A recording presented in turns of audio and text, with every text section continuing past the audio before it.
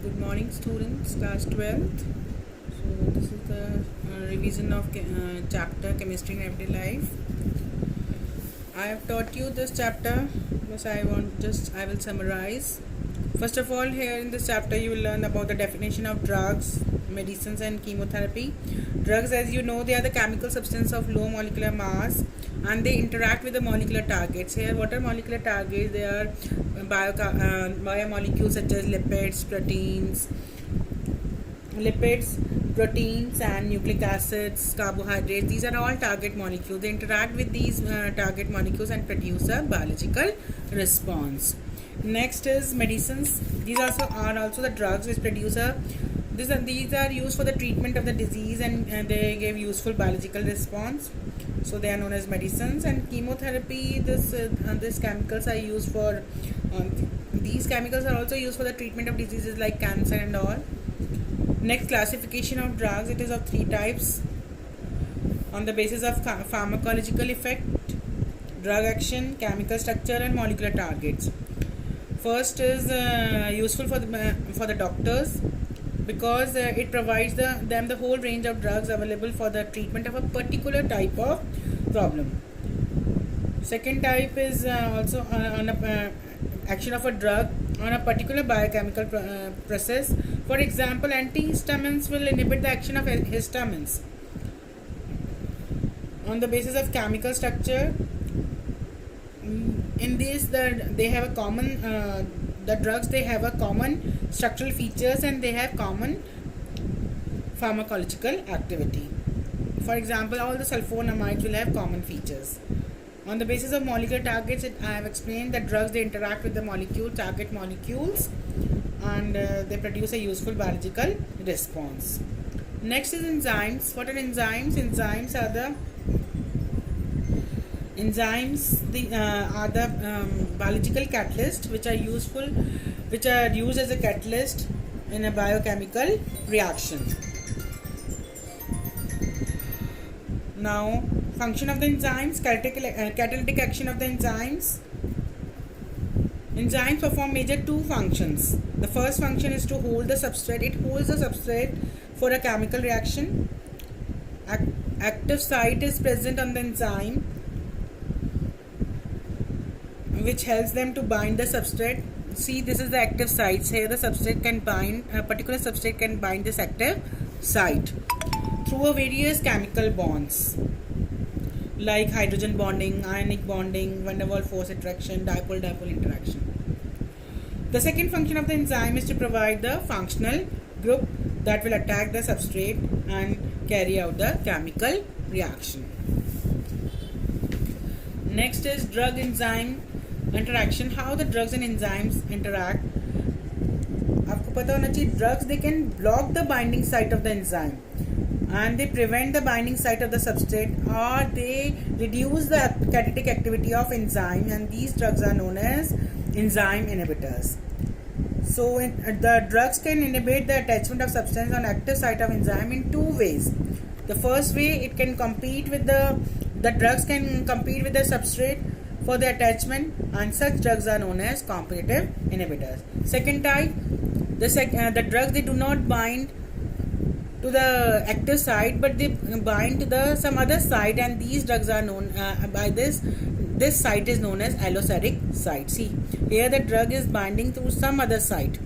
It is not binding to the active site, and so this site is known as allosteric site, and the shape of the enzyme also changes. Next is receptors. I'm just explaining in short what are receptors. These are the proteins which are crucial for the body communication, and they are present in the cell membrane in such a way that this small part is possessing active site projecting out of the surface of the membrane. What are the receptors? They are the proteins which are present in the cell membrane in such a way that this small part possessing जिसमें active site होता है, this part में it is projecting outside of the surface of the membrane and opens to the outside region of the cell membrane. And in the body, the message between the two neurons and that between neurons to muscle is communicated through certain chemicals, and these chemicals are known as chemical messengers. which are received at the binding site of the receptor proteins. So they change their shape according to the chemicals. According to the chemical messenger, these receptors, they change their shape and they transfer the message into the cell. See in the diagram how this, see, this is the chemical messenger. It will accept this and send the message to the body.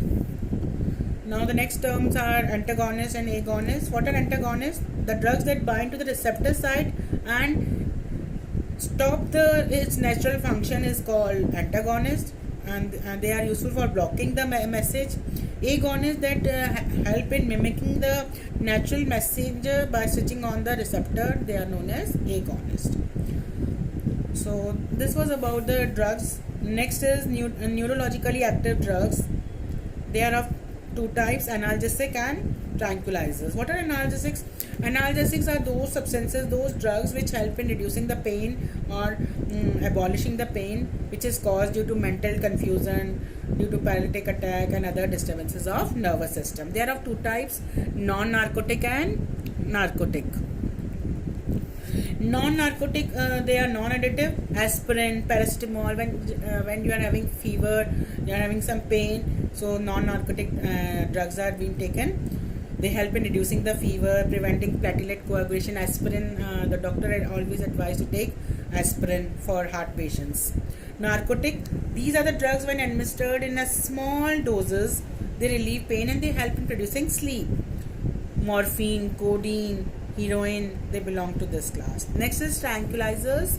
What are tranquilizers? They are a class of chemical compounds used for the treatment of stress, sleep-inducing drugs for the treatment of severe mental diseases. Example, you can write anything: Equinil, barbituric acid, this ipronizid, veronal, barbiturates. The examples of barbiturates are veronal, luminal, seconal. These are some common. You learn any two examples. Then antihistamines. I told you what is a histamine. There are some substances which produce inflammation in our body, this skin irritation. For this we need antihistamines which interfere with the natural action of histamine by competing with histamine for binding site of receptor where histamine exerts its effect.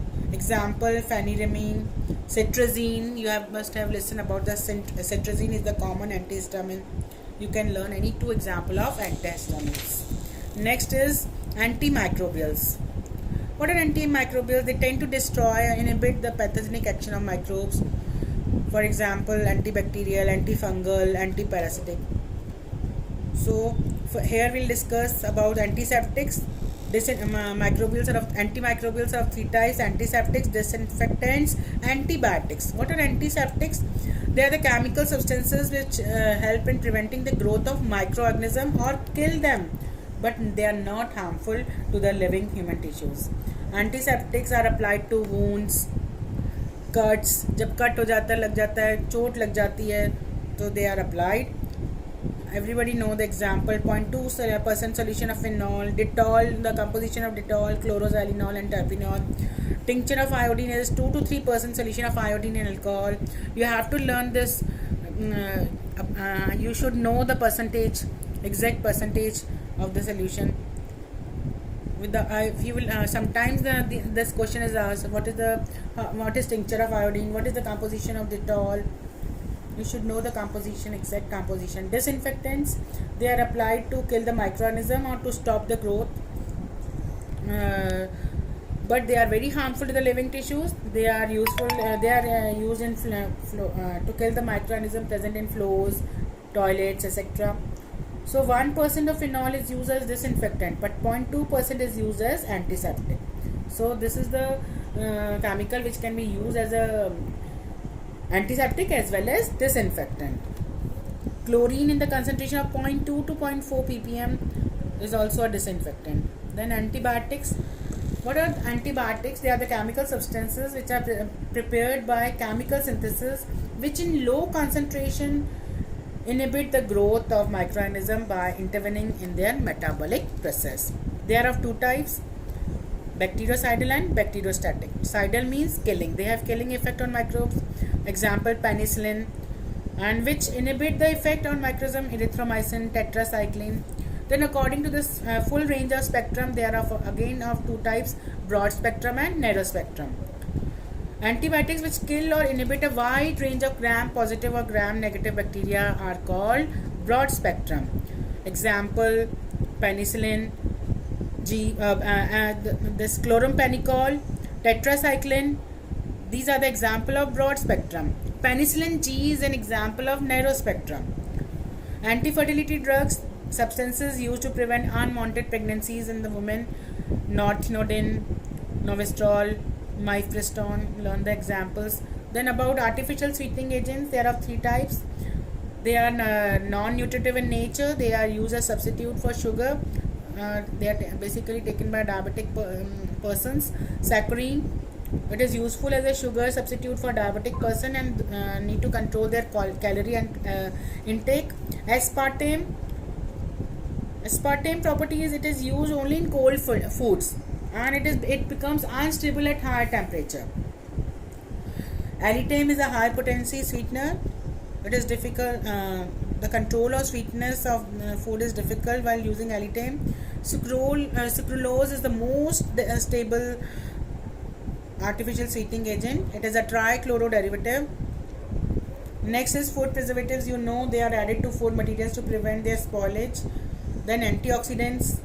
This also you know. Antioxidants are used to prevent, which help in food preservation by retarding the action of oxygen on food. Example, BHT, butylated hydroxyl toluene, salt, you know, sodium benzoate. These are all antioxidants. Then antacids. These are the substances which remove the excess acid in the stomach. Example, sodium hydrogen carbonate, a mixture of aluminium and magnesium hydroxide. The two recently developed antacids are ranitidine and cimetidine. You have to write this only. Don't write any other examples. Then what are the soaps? Soaps are the sodium salts of long chain of fatty acids. It is prepared by treating the ester of stearic acid with sodium hydroxide. Then the soap is formed when you treat esters of fatty acid with sodium hydroxide. This is the soap having a long hydrocarbon. This is a sodium stearate. C17H35 is known as sodium stearate, and the byproduct is formed glycerol. This you know what are scum.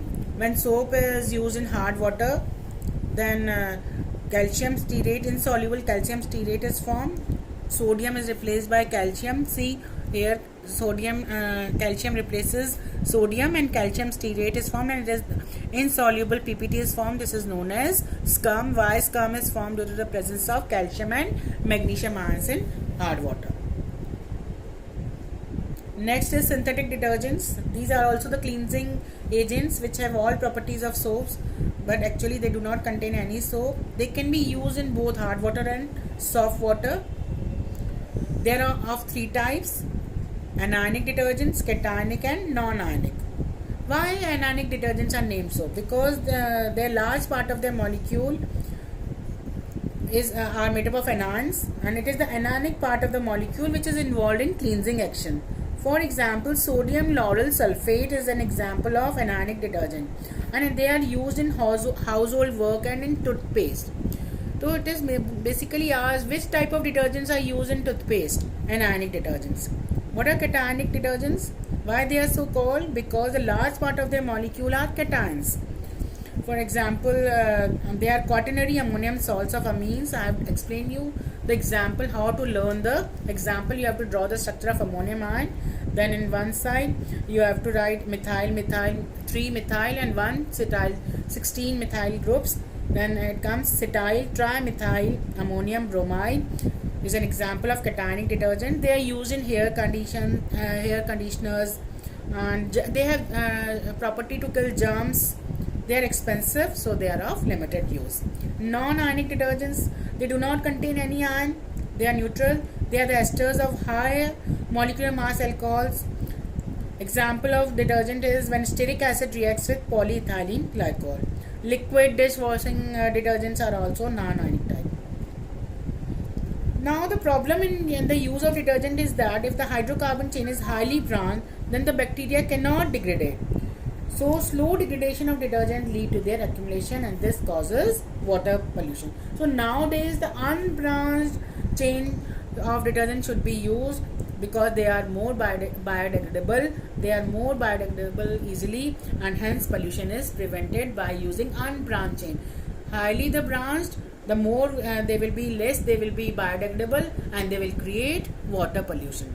So you have to learn this chapter by learning the definition and classification. Just learn the definition with example, and you can score full marks in this chapter. Thank you. You learn the NCERT questions also in text questions, and read whole the chapter, learn definitions with example, then you will be able to learn. Thank you.